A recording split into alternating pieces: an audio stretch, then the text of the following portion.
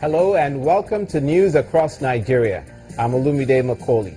On the program today, the federal government increases monitoring of electricity distribution companies, insists on improving power supply.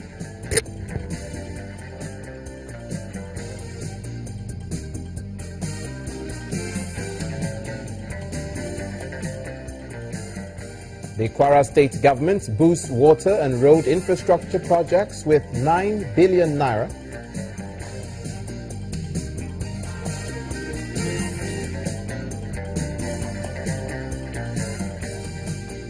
And Governor Adams Oshomole throws weight behind the use of INEC's card readers during elections.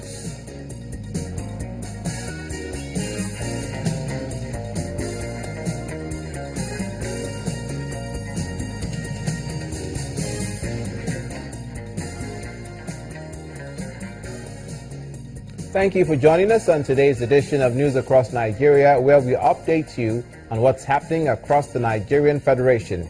We begin in Taraba State. Conflicting death tolls that trail the attack on Gori and Mesuma villages in Gashaka local government area by suspected Fulani herdsmen in Taraba State.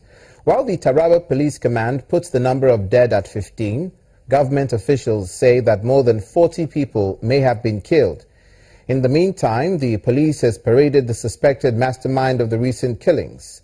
The police say the man, name of Ado Ayuba, hatched the plan in his house.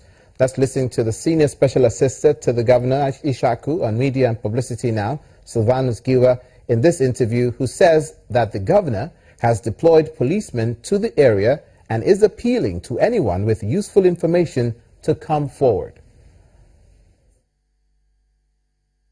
The instruction of the executive governor, the CP sent a department of police to the village, and then the IG also made a reinforcement of about 60 policemen. They are now in the village and the area is now under control. One of the suspects was paraded by the State Police Commissioner yesterday for journalists to see. Because according to the State Commissioner for Police, it was in his house that the meeting was held before the people unleashed themselves. So the man is now behind bars, is answering questions, and according to the governor, he's not going to leave any stone unturned to ensure that the perpetrators of this heinous crime are brought to book.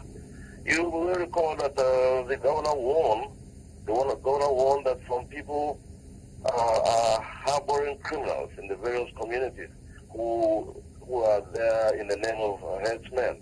And they are busy occupying places that are supposed to be for IDPs. What the governor has been emphasizing is report any suspicious character. So the place has been cordoned, and there is serious security check in those villages. So the police are saying it's 15, but when we saw there are more than 15, there are about, the information was going was about 44 people. Because you cannot count the number of corpses that were burnt, except if you go there and you see the videos. Security continues to be a major issue in some Nigerian states. Let's take Benue State now, for instance, where Benue State indigents have dragged the federal government before the ECOWAS Court of Justice for alleged complicity and failure to protect lives and property concerning Fulani herdsmen, armed herdsmen, invading farming communities, killing over 1,000 persons across the state. The indigents, under the auspices of the Movement Against Herdsmen Occupation, disclosed this today at a peaceful protest rally to the Benue State House of Assembly to present a bill prohibiting free grazing in the state. Leader of the protest, Reverend Father Solomon Okeyima, while presenting the bill to state legislature, says the herdsmen must leave Benue State since they cannot live peacefully with their host communities. Elsewhere, the federal government has assured investors as well as consumers that it will come up with a tariff in the power sector that will be fair to all parties concerned as stipulated by law. The Permanent Secretary, Ministry of Power, says that there is a need to improve on the responsiveness and awareness of the distribution companies, customer complaints units to ensure that all complaints are resolved swiftly. In view of the many challenges of electricity supply across the country, experts in the power sector all gathered at Odupani Power Plant in Cross River State to find solution.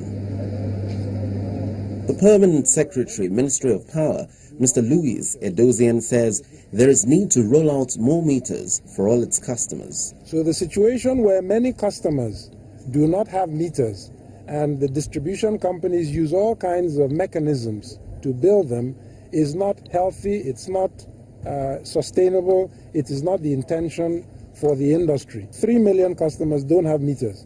It's not something that happens overnight. So at these meetings, we monitor the extent to which the DISCOs have started that work in acceleration of what they committed to when they invested in the companies. And I think I can report that they're making serious efforts. The Permanent Secretary also discloses that Eko, Kano, Kaduna and Jos DISCOs will aggressively deploy recently procured meters starting in May 2016.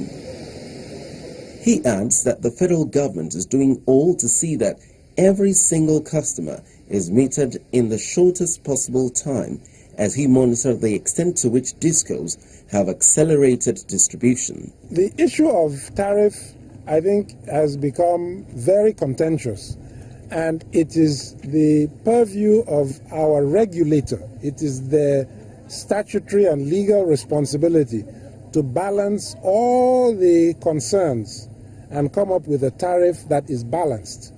Now, they attempted to do that in December. They listened to power stations like this. You can see what is here. The owners of this station need to earn money to pay for all this. It wasn't built with nothing. So they need to earn money to pay for it. The lines that carry the substations, switch yards, the lines that carry the electricity, you can see the size of it. It needs to be paid for. It's the tariff that pays for that. Then you come to the distribution company, the injection substations, the operations. It needs to be paid for. At the end of the monitoring exercise, it was resolved that Port Harcourt DISCO, Calabar and Ibom power plants can proceed with their bilaterally negotiated agreement to supply 150 to 250 megawatts of electricity. Nearly 9 billion naira is spent on water and road projects in Kwara State. That's next on News Across Nigeria.